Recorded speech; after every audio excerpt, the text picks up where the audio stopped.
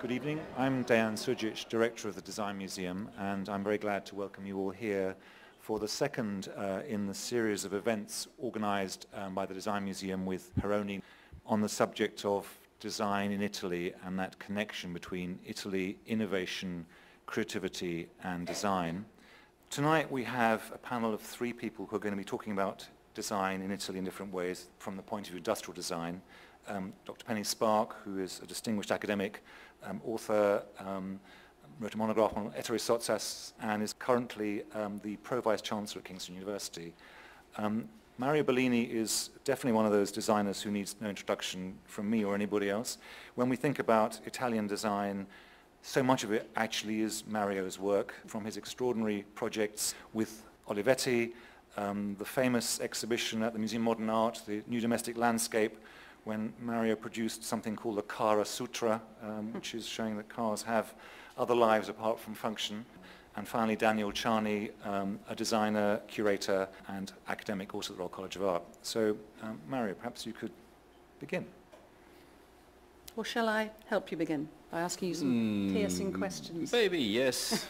Well, given that we're here to think about industrial design, which is a pretty big term, I wondered if we could start by you telling us how you understand that term in relation to your work and to Italy in particular.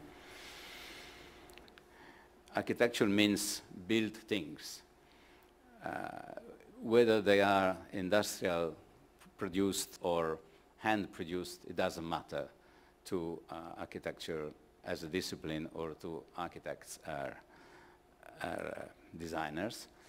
And on the other side, we like to say industrial design, which doesn't characterize what it is, but how it is produced. And it's such a strange discontinuity between the two disciplines, which in addition are often performed by the same people, which is not totally true in England or in other countries, but it has always been true in Italy.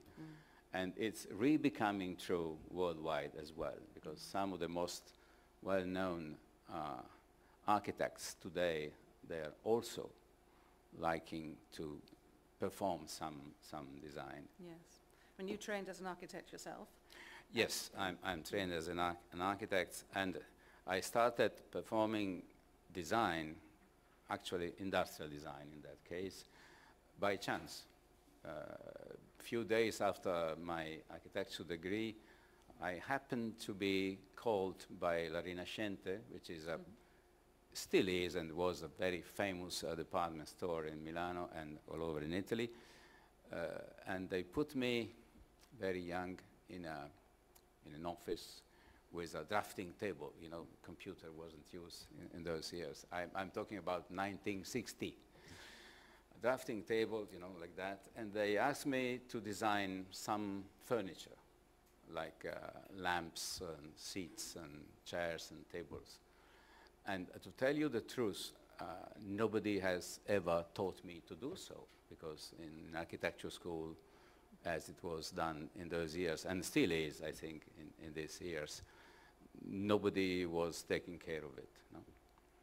And I started by myself, and I eventually found it was amusing. And I must say that during the 60s, for a young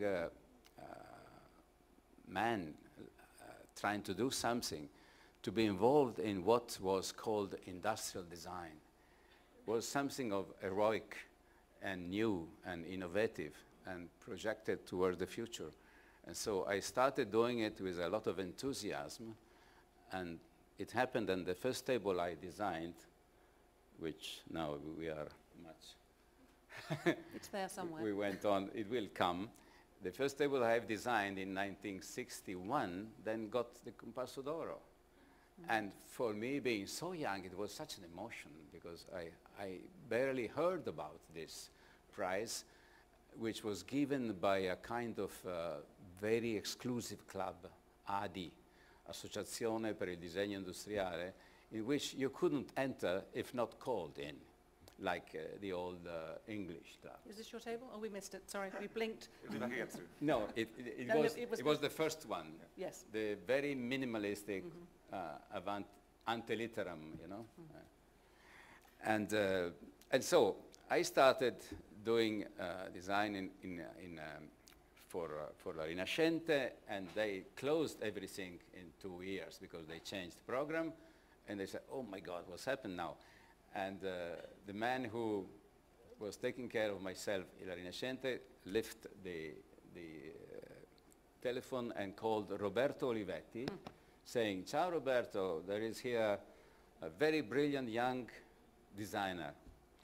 He said, are you interested? He said, oh yes, send me this man. And I went there, and in 15 minutes we shake hands, and I became consultant designer for Olivetti. And that story lasted, I don't know, 25 or 30 years, and eventually changed my life. And the very first machine I designed, can you imagine, to design a machine was something absolutely inconceivable for a young architect. No? Anyhow, I managed to design a machine, and I got my second Compasso d'Oro in '64. And so that started like a landslide, and eventually prevented me from restarting doing architecture, actually starting, not restarting, doing architecture until the late 80s. And what you are seeing here is a mixed up crossing of images from my architecture and my furniture and my machines. Mario, how did you avoid becoming a postmodernist? How did you avoid